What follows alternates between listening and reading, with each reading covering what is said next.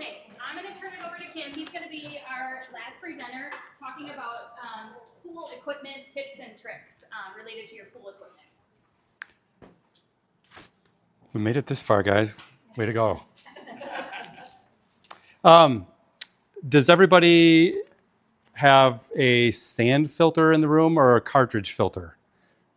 Sand. So mostly sand. So if you have cartridge, you can kind of take this with a grain of salt. So when it comes to filtration, that is going to be a major, major key in keeping the water clean. All of this matters, the pH, the alkalinity, the balance. The circulation and the filtration are kind of like a necessity as well. And one of the big things is maintaining your equipment appropriately. And then making sure you run it enough. Like you had asked, how often do you run it, right? So with your pump running 24 hours a day, you're turning over a lot of water. You're probably turning over, 50 to 70,000 gallons a day, right? On a pool, you want to turn over a minimum of 1 to 2 times a day, 2 times a day ideally. So if you have a 20,000 gallon pool, you want to turn over 40,000 gallons of water. And, all of that water, everyone's got one of these in their bags, but basically all of that water needs to go through the filter and back into the pool.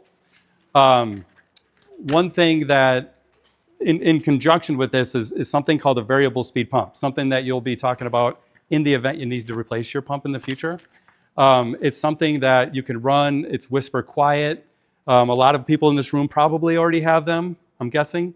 What that allows you to do is run it at a lower RPM and then filter the water through the sand filter at a lower speed and cleans the water much, much better, okay? Just something in the future, if you don't have a variable speed pump, something you'll want to talk about. Does everybody understand how a sand filter works and everything on the sand filter? Because that's one of the things that a lot of people kind of get confused about. There's a filter setting, and that's what you're going to be using probably 99% of the time. And that's where the water goes through the sand back into the pool, okay? And then you've got a setting called backwash. That's going to be the second most used part, right? So backwashing, and then also when do we need to backwash? That's going to be the key there with the sand filter.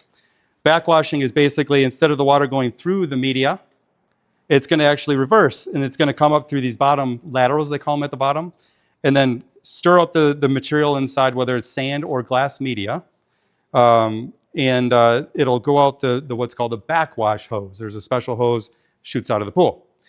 Now, when you do the backwash, you're just cleaning your filter, okay? It's a really easy way to clean the filter. But a lot of times people don't know when to backwash on a sand filter.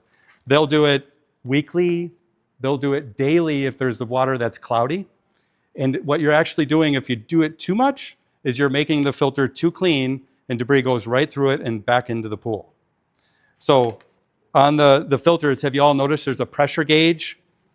So the pressure gauge has a meaning. The pressure gauge basically tests how clean your filter is, okay?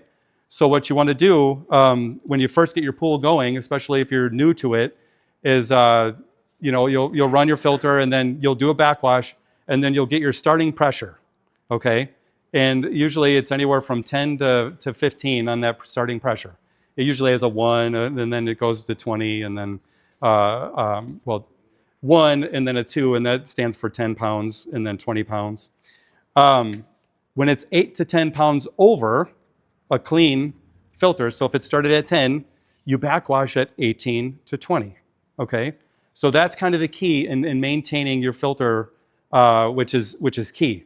So you don't want to over backwash the pool, okay? Does that all make sense? Everybody that has pools and been using pools, and I know you're newer to the pool, so those are questions that we can answer after the fact too, but it's a key to maintaining your pool, okay? Now, the next step after you do the backwash is you put it on what's called rinse, okay? And what rinse does is it goes back out the backwash port again, but it's putting the water back through the same way when you filter, through the media, and it's blowing out any remaining debris in the filter, right? That needs to be cleaned out instead of it shooting into your pool, okay? So you do that for another 30 seconds, shut it off, and then you put it back to filter. Okay? So that's the proper way to backwash your filter. The only other setting on there that really comes in handy, say you had a problem with your filter, okay? On your filter, there's one more setting on the top valve called Recirculate, or some filters, they call it Whirlpool. And what that does is it bypasses your filter altogether. So in the event that you had a problem with your filter tank, say it was shooting stuff into the pool, something happened on the inside and it cracked. You would put it on Whirlpool or Recirculate, and then you can keep the water circulating until you get your filter fixed, okay? Any questions on the filter? Far away. Go ahead. How often should you change the sand?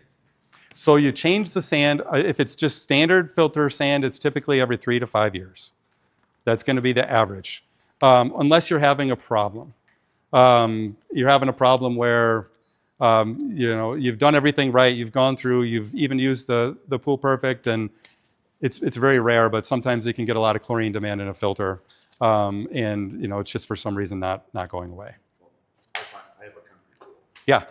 We have a lot of trees. Yep. There's a lot of stuff going in. Absolutely. And so that's what I was curious. Yep. Mm-hmm. Yep. Would you recommend glass media for a pool? Yes, like I was that? going to talk about that yeah, next. Yeah. Yep. So yeah, Kim will talk Did you have about a that, question? but yeah, you go ahead. Yeah, I'll talk about glass versus sand and kind of give you a background on that too. I was always taught with backflushing, because when it first comes out, the water's going to be a little cloudy.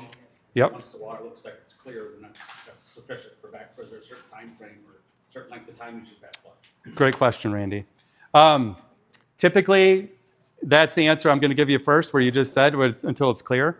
That typically takes anywhere from 40 to 60 seconds for most people. So that's kind of the average. But if it was still really, really dirty after 60 seconds, you would let it keep going. One other thing, if it rains a lot of people will use backwash to lower it, thinking I'm going to do 2 birds with 1 stone, lower the water. And you only want to backwash for the amount of time it is necessary to clear the water. It's putting a lot of pressure on your system when you do the backwash. So you don't want to over backwash by lowering 3 inches of water. You would use drain to lower the water. So, is that good? One other thing. With the sand filters, there's a newer product that's actually something you don't have to change. And that's because it doesn't hold on to biofilms. It's called glass media. It's a product that our service team loves because they know they're not going to have to come back and change the media in that filter. And it's something a lot of our consumers that have changed to that over the last 3 to 5 years have really loved as well. I had it in my pool for 5 years, and it cleans to a whole nother level. Sand can only clean down to about 30 to 40 microns, whereas glass media can get down to that 20, even lower sometimes. It just polishes the water too. It's just something that it works extremely well. And when you do backwash, it gets rid of more stuff.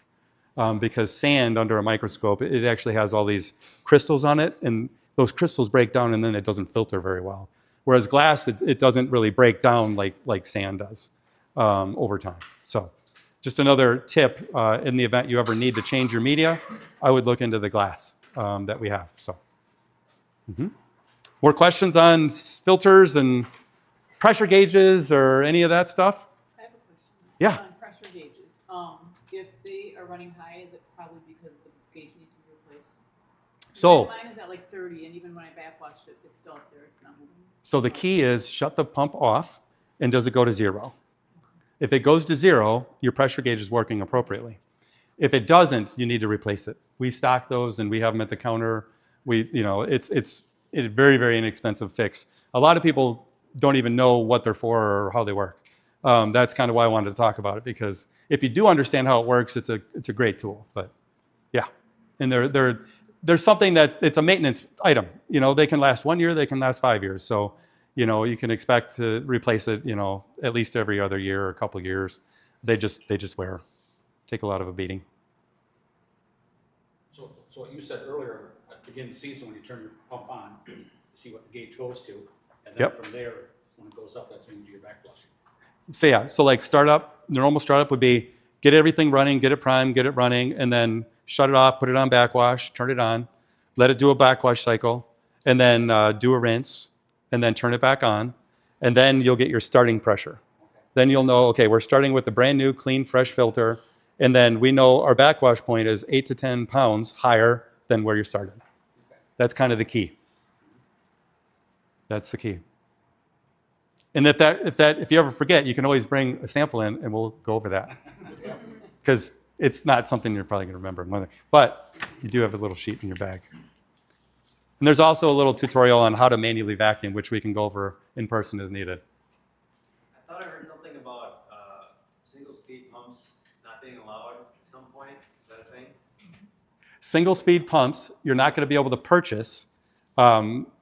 Pretty much, well, distributors can't sell them right now after September of 2025. That's why I said you're going to have to talk to us about a variable speed pump once that comes time. It's simply an energy. It's amazing how energy efficient the variable speed pumps are.